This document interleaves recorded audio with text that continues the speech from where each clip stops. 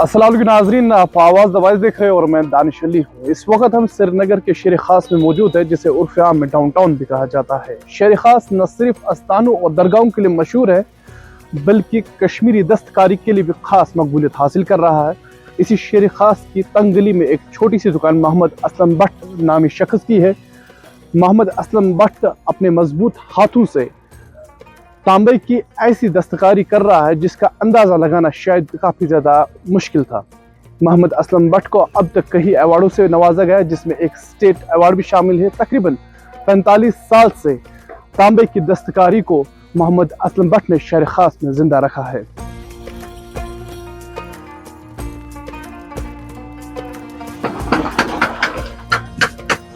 अस्सलाम वालेकुम असलम साहब।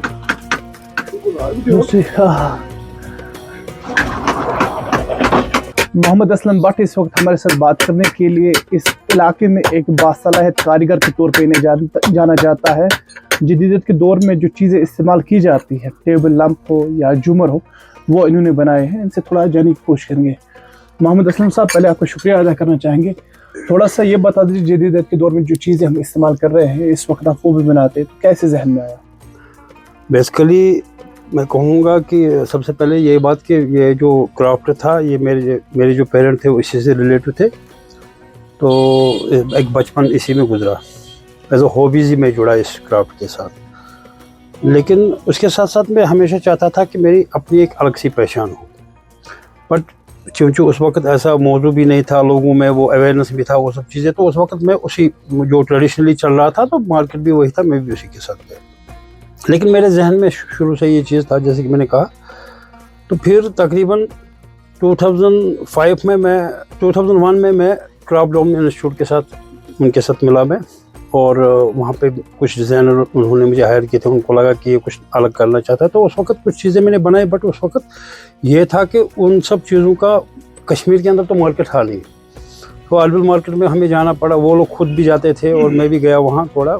बट मुझे अच्छा सा लगा वहाँ पे, कुछ मैंने देखा कि अलग सी चीज़ें, तो वहीं से मुझे मतलब ये शौक़ मेरे अंदर आ गया कि नहीं, इसका एक अपना एक मार्केट है, एक प्लेटफॉर्म है इस चीज़ का कि मैं ये कर सकता हूँ। तो शुरुआत मगर कम तरीके से मैंने वो की, लेकिन धीरे धीरे ये हो गया कि कश्मीर के अंदर भी लोगों में ये अवेयरनेस आ चुकी है कि हम कुछ नया चाहे, और मैंने वहाँ पर भी देखा कुछ बदलाव, लोग चाहते हैं कुछ नया। और एक बात तो वो चीज़, दूसरी ये चीज़ थी कि कश्मीर के अंदर हमारे अगर हम देखें इस्तेमाल जो भी चीज़ें थे, कॉपर वगैरह, कॉपर में आपने देखा होगा कि खाते पीते हर एक चीज़ का था। मतलब फिर धीरे धीरे फोन चेना आ गया, बाकी चीज़ें आ गई, तो वो थोड़ा कम हो गया। तो उस वजह से फिर हमने क्या किया कि लोगों ने कुछ नई चीज़ें, तो क्योंकि बिज़नेस भी आगे चलाना था और नया भी करना था कुछ, तो मैंने सोचा कि मेरे लिए ये गोल्डन चांस है। तो फिर मैंने शुरुआत की उस वक्त टेबल लैंप से।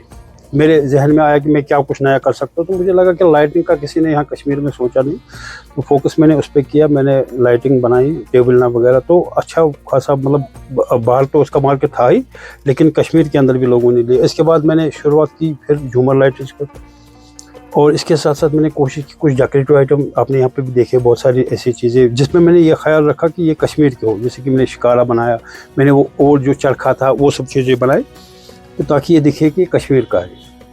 और एक सखावत का हिस्सा जो भी चीज़ें थे उस वक्त, मैंने वही कोशिश उस पर किया कि मैं वही कुछ बनाऊँ। इसके साथ साथ लोग भी चाहते थे कि कुछ नया चीज़ बनाना जो उनके जहन में आती, चाहे वो उन्होंने किसी चीज़ में ड्राइंग में देखा या बोनचेना या ग्लासेस में था, तो उन्होंने मुझे कहा कि हम ऐसी चीज़ें चाहिए, क्या वो बना सकते हो? तो मैंने कहा मैं इस पर कोशिश कर सकता हूँ। बट अल्हम्दुलिल्लाह वो कामयाब भी हो गया और लोगों ने पसंद भी किया, और एक मार्केट भी बन गया उस हिसाब से मेरा, जो आज भी है अल्हम्दुलिल्लाह। तो इसके साथ साथ फिर मेरे जहन में आया कि ज्वेलरी, मैंने देखा कि जब भी मैं एग्जीबिशन में जाता था, तो मैंने देखा बच्चे जो चाहे यहाँ के एग्जीबिशन में हो या बाहर के, तो वो अक्सर ऐसी छोटी छोटी सी चीज़ें जो बाकी में था, पेपर माशी में ज्वेलरी थी या जो कश्मीर की ट्रेडिशनली ज्वेलरी थे, वो भी लोग अच्छे से खरीद। तो मेरे जहन में भी आइडिया आया कि मैं भी कॉपर में ये बनाऊँ। बट वो भी एक नया कंसेप्ट था, लोगों को वो भी अच्छा लगा। अल्हम्दुलिल्लाह वो भी चल रहा है आजकल। तो वो इसमें भी मैंने ख्याल यही रखा कि कश्मीर के वो मोटिफ वगैरह उस पे मैं फोकस करूँ, उसी पे बनाऊँ। और इसके साथ साथ मैं हमेशा कोशिश की कि ट्रेंडिंग में जो भी कुछ चल रहा है, तो मेरे जहन में वही आ रहा है, मैं उसी पे फोकस करता हूँ, वही चीज़ें बनाने की। اور اس کے بعد میں نے کوشش کی کہ میں کچھ تواریخی بناؤں, مطلب جو کچھ مطلب کچھ ایسا کروں کہ جو تواریخی ہو. اس کے لیے آپ نے دیکھا ہوگا میرے ورک شاپ کے سامنے ایک زیارت ہے حضرت امیر کبیر صاحب, ان کی تو ایک سب سے بڑی, میں پہلے یہ کہوں گا کہ آج اگر ہم مسلم ہیں تو ان کے وجہ سے انہوں نے دین کے پرچار کے ساتھ ساتھ کچھ ہنر بھی حاصل کی. یہاں پر جتنے بھی کرافٹ ہیں آلموسٹ تقریباً بہت سارے کرافٹ جنہوں نے ان کے وجہ سے آنے کی وجہ سے جو انہوں نے وزٹ کیا تھا, جنم لیا, تو اس پہ میں کچھ کرنا چاہتا تھا. پھر میرا ذہن آیا کہ ان کا جو گنبد ہے اس پہ میں جھومر لائٹ بناؤں. یہ ایک تھوڑا سا چیلنجنگ پوائنٹ تھا میرے لیے کہ ایک مطلب اس چیز کو بنانا. اس میں مجھے ٹائم بھی لگا تھوڑا پیپر ورک وغیرہ کرنے میں, بٹ الحمدللہ اس میں کامیاب ہو گیا. بلکہ یہاں تک یہ بھی نہیں ہوا کہ مجھے اس چیز کا اسٹیٹ ایوارڈ ملا, جو میرے لیے ایک بڑی پراؤڈ کی بات تھی اس ٹائم. اور جو میرے جاننے پہچاننے والے آگے ان کو بھی لگا کہ نہیں یہ جو کر رہا ہے مطلب گورنمنٹ کے لیول پر بھی اس چیز کو سراہا گیا. اسلم صاحب, آپ کو روکنے کی کوشش کروں گا کہ اسلم صاحب کو اپنے کام کی طرف محبت اور لگن اس وقت پوری سری نگر میں آپ کو جانا جاتا ہے,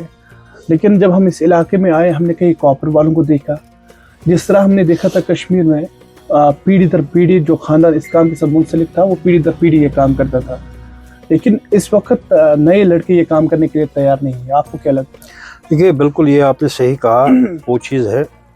اگر آپ دیکھیں میرے کرافٹ میں میں نے میری یہ جو چینج اس میں جو میں نے انوویشن لائی, اس میں ایک مقصد میرا یہ بھی تھا کیونکہ اس میں ہارڈ ورکنگ بہت زیادہ تھی.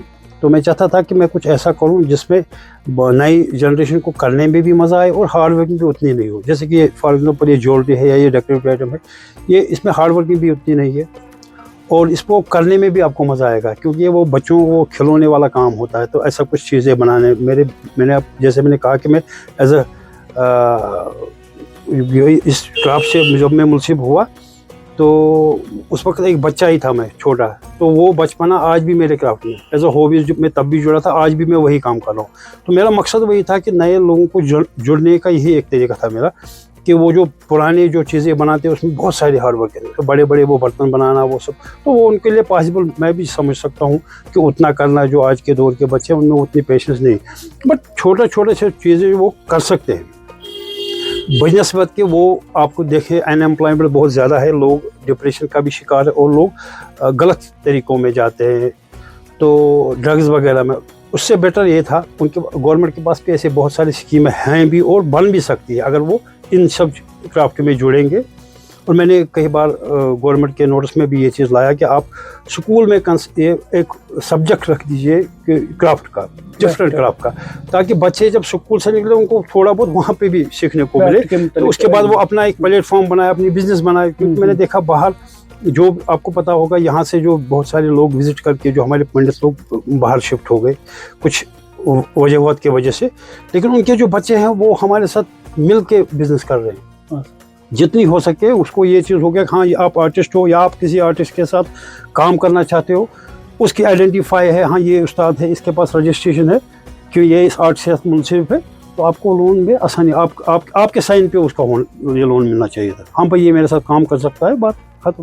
لیکن آپ 10 ڈاکومنٹ اس کو مانگ رہے ہو تو اس کو وہ پریشانی میں چل رہی ہے. شکریہ محمد اسلم صاحب ہمارے سے بات کرنے کے لیے. یا ہمارے ساتھ بات کر رہے تھے محمد اسلم بٹ, جن کو وادی کشمیر میں ایک باصلاحیت تانبے کی کاریگری کے طور پہ وادی کشمیر میں جانا جاتا ہے.